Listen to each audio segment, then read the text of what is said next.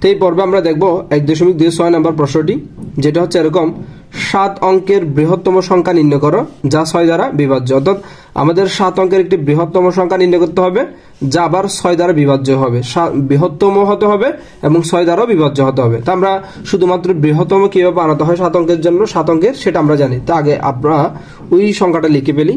তো আমরা জানি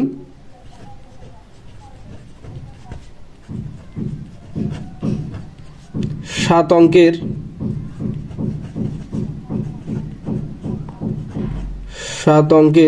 বৃহত্তম সংখ্যা। তো 7 অঙ্কের বৃহত্তম সংখ্যা মানে আমরা জানি যে 7টা 9 দিলে হয়, 3টা 4টা 5টা 6টা 7টা 9 দ্বারা গঠিত সংখ্যাটি হচ্ছে 7 অঙ্কের বৃহত্তম সংখ্যা। এখন এই 7 অঙ্কের বৃহত্তম সংখ্যাটা 6 দ্বারা বিভাজ্য হতে হবে। আবার আমরা জানি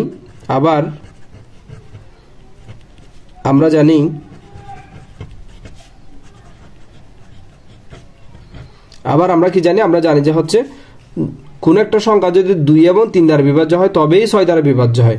তাহলে আমরা জানি কোন সংখ্যার যোগফল, কোন সংখ্যা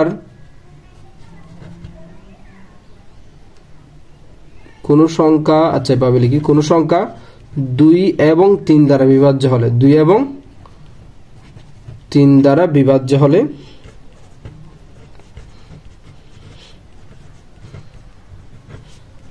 তবেই সংখ্যাটি 6 দ্বারা বিভাজ্য, 6 দ্বারা বিভাজ্য হবে।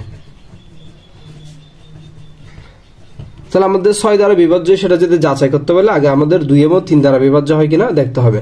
তো 2 দ্বারা বিভাজ্য তখনই হয় যখন এটা একটি জোড় সংখ্যা হয়। প্রথমত হচ্ছে এটি জোড় সংখ্যা, তাহলে 2 দ্বারা বিভাজ্য নয়। আবার 3 দ্বারা কখন বিভাজ্য হয়? আমরা জানি যে 3 দ্বারা তখনই বিভাজ্য হয় যদি সংখ্যাগুলোর পাশাপাশি যোগফল 3 দ্বারা বিভাজ্য হয়, তবে সংখ্যাটি 3 দ্বারা বিভাজ্য হয়। আগে আমরা 3 দ্বারাটা যাচাই করব, দেন পরে 2 দ্বারা বিভাজ্যর ওই শর্তটা মিলাবো। এখন অঙ্কগুলোর পাশাপাশি অঙ্কগুলোর যোগফল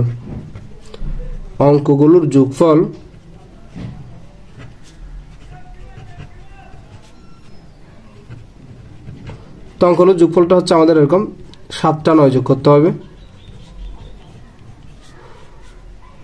4 5 6 7। তো বুঝতে পারতেছো 7 9 কত? 63। তো 63 এই সংখ্যাটা কিন্তু 3 দ্বারা বিভাজ্য। অর্থাৎ যেহেতু পুরো সংখ্যাটার যোগফল হচ্ছে 3 দ্বারা বিভাজ্য, তাহলে পুরো সংখ্যাটাই 3 দ্বারা বিভাজ্য। তাহলে আমরা বলতে পারি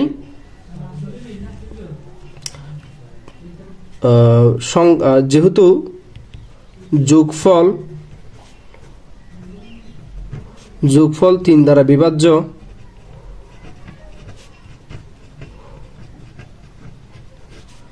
সেহেতু সংখ্যাটিও 3 দ্বারা বিভাজ্য, সংখ্যাটিও 3 দ্বারা বিভাজ্য,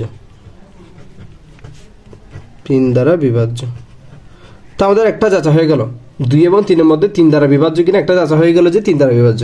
এবার 2 দ্বারা বিভাজ্য হতে হবে। তো 2 দ্বারা বিভাজ্য হওয়ার সময় এটা জোড় মিলাতে হবে। এখন আমাদের এটা জোড়া হতে হবে।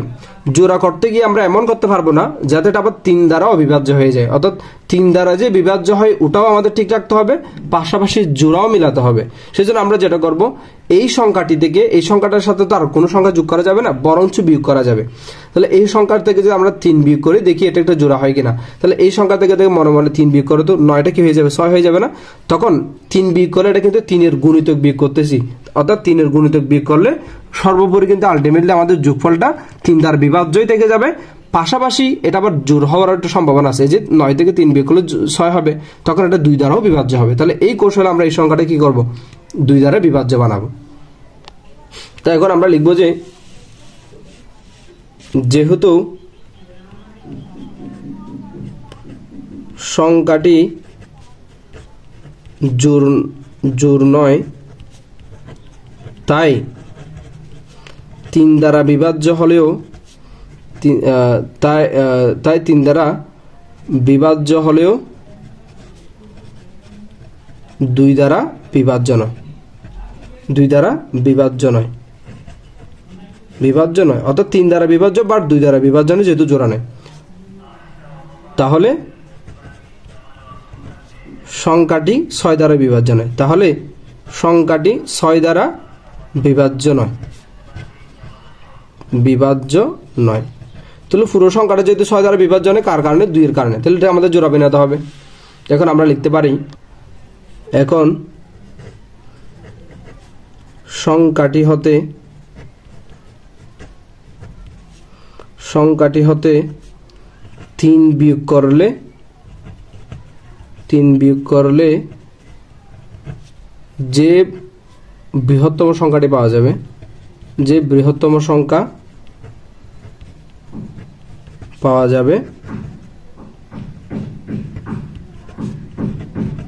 যাবে তা জোড় হবে এবং 2 দ্বারা বিভাজ্য হবে, 2 দ্বারা বিভাজ্য হবে। তো 2 দ্বারা বিভাজ্য হবে, তাহলে আমরা লিখতে পারি সংখ্যাটি হতে 3 বিয়োগ করলে যে বৃহত্তম সংখ্যাটি পাওয়া যাবে তা জোড় হবে এবং 2 দ্বারা কি হবে? বিভাজ্য হবে। তাহলে বৃহত্তম সংখ্যাটি হবে এরকম, বৃহত্তম সংখ্যাটি হবে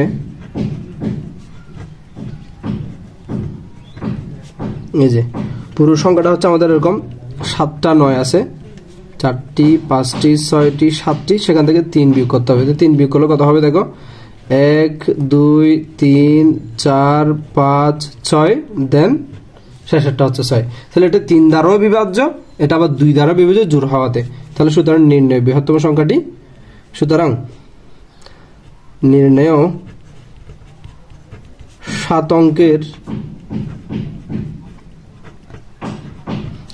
অঙ্কের 6 দ্বারা বিভাজ্য, 6 দ্বারা বিভাজ্য সংখ্যাটি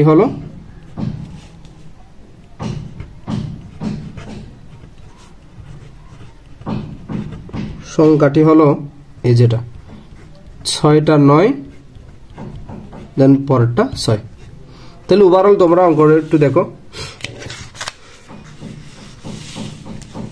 প্রথমত আমি লিখছি এরকম, আমাদের একটা অঙ্ক 7 অঙ্কের বৃহত্তম সংখ্যা নির্ণয় করতে হবে, যা 6 দ্বারা বিভাজ্য কিনা যাচাই করতে হবে।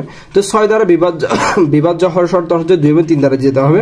আর 7 অঙ্কের বৃহত্তম সংখ্যা আমরা জানি, 7 অঙ্কের বৃহত্তম সংখ্যা হচ্ছে 7টে 9 দিলে এটা 7 অঙ্কের বৃহত্তম সংখ্যা হয়ে যায়।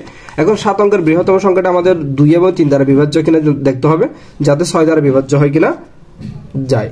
তাহলে আমরা এখন অঙ্কগুলোর যোগফল হচ্ছে করলে দেখলাম 63, যা হচ্ছে 3 দ্বারা বিভাজ্য, তার মানে সংখ্যাটা 3 দ্বারা বিভাজ্য। তো আমাদের একটা যাচাই হয়ে গেল 3 দ্বারা বিভাজ্য কিনা।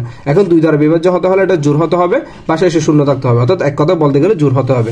তাহলে সংখ্যাটি জোড় নয়, তাই 3 দ্বারা বিভাজ্য হলেও 2 দ্বারা কি নয়? বিভাজ্য নয়। তাহলে সংখ্যাটি 6 দ্বারা আবার কি হচ্ছে? বিভাজ্য হচ্ছে না। তো 6 দ্বারা যেহেতু বিভাজ্য হচ্ছে না, তা আমাদের 2 দ্বারা অবশ্যই মাস্ট বি বিভাজ্য করতে হবে। আর সংখ্যাটি হতে 3 বিয়োগ করলে যে বৃহত্তম সংখ্যা পাওয়া যাবে তার জোড় হবে এবং 2 দ্বারাও বিভাজ্য হবে। এবং যেহেতু 3 বিয়োগ করতেছে, তাহলে এটা অবশ্যই 3 বিয়োগ করাতে এটা 3 দ্বারা বিভাজ্য, ওই শর্তটা অবশ্যই কি থাকবে? বজায় থাকবে। সেজন্য আমরা লিখতে পারি তাহলে সংখ্যাটি হবে যেরকম, সেখান থেকে 3 বিয়োগ করলে যে সংখ্যাটি দাঁড়ায় এটাই। তাহলে নির্ণয় 7 অঙ্কের 6 দ্বারা বিভাজ্য সংখ্যাটি হচ্ছে এই সংখ্যাটি।